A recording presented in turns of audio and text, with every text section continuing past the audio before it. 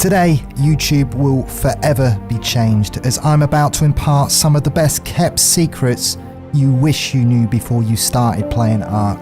Yes, it's that video, ladies and gentlemen. It was back in 2015 that we actually started coming up with drafts and ideas for this video, and it was in early 2020 that production actually got started. I've been working with some of the greatest ARK Survival players who have ever lived to compile this list, and all of the people who have worked on this project say that it is the best thing that they have ever been involved in, myself included. So the first tip you wish you knew before you started playing ARK is that when you're running around at night time, Troodons hate fire. They hate fire. Use a torch. Don't run around without a torch when there's Troodons around because they hate fire. And if we turn the fire out, as you can see, they just run away. But we get the fire out and set fire to them and they run away. So there we go.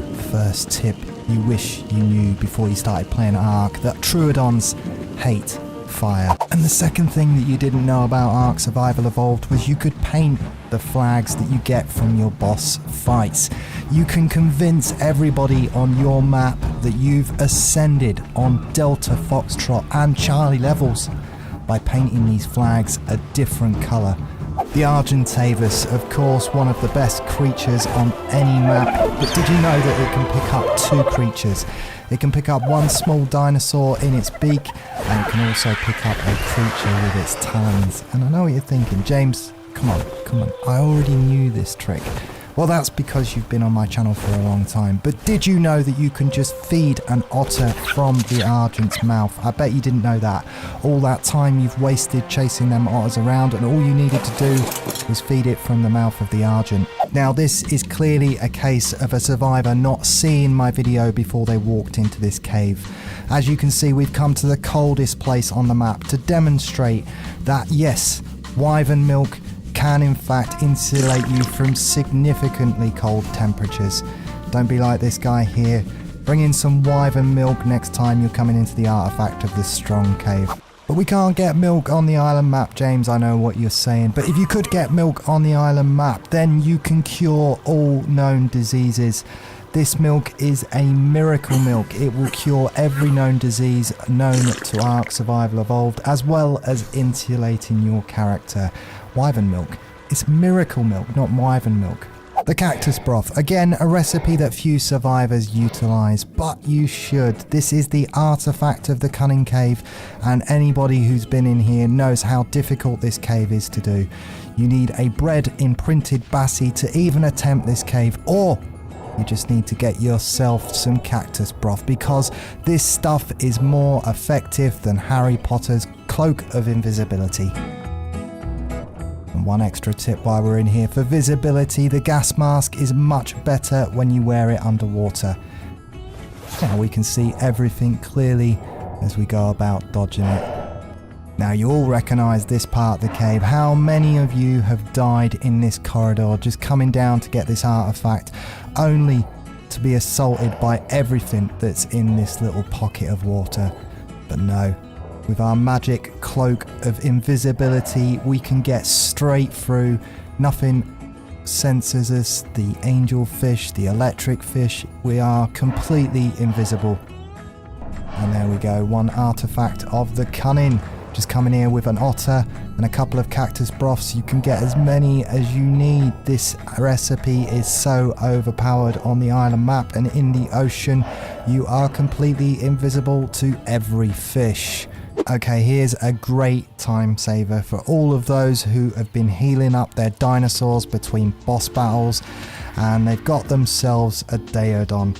Daeodons, they are pretty useful, but they take forever once they've depleted all of their food to fill up again. But we can get round this one quite simply by going out of render distance. So there we go, we've just gone out of render distance, and as you can see, all food is now back on the Daeodon. It's ready to start healing. You can get straight back into that next boss fight. It will not take you too long to heal up all of your dinosaurs if you just go out of render distance. My next tip for those of you who've been away from the game for a little while and you may not know that you can now use fertilized eggs as kibble. Yes, that's right, you don't need to set up breeding farms. All you need is a fertilized egg and you can make kibble.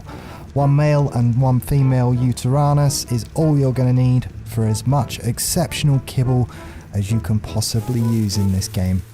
The Equus is a fairly easy passive tame you can get early game, but very few utilise this creature's back legs because it can knock out loads and loads of dinosaurs.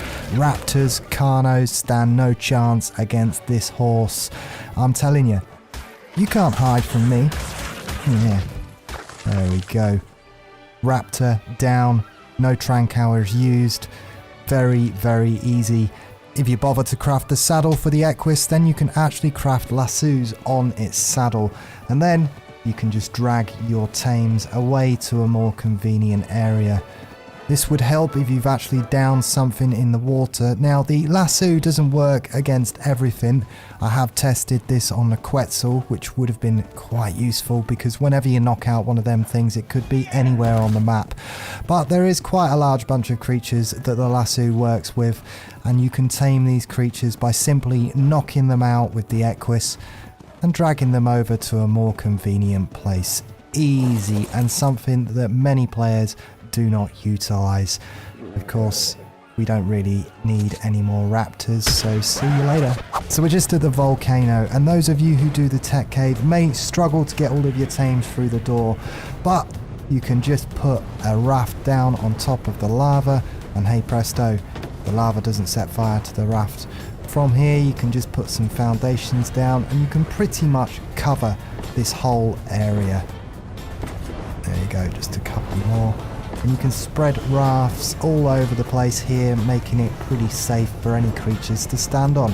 So the final thing you did not know about ARK Survival Evolved is to do with the update when it comes to the mammoth. Of course, the TLC for the mammoth came out recently, and it gave us this cool little scream animation that you do with the sea attack. But that's not actually what it's for. Check out my water bar is at the bottom, but I've just filled it up because if we go to the water, the mammoth actually sprays you with water. Now, when you go to the water, it will fill up with 2, so you can then walk away.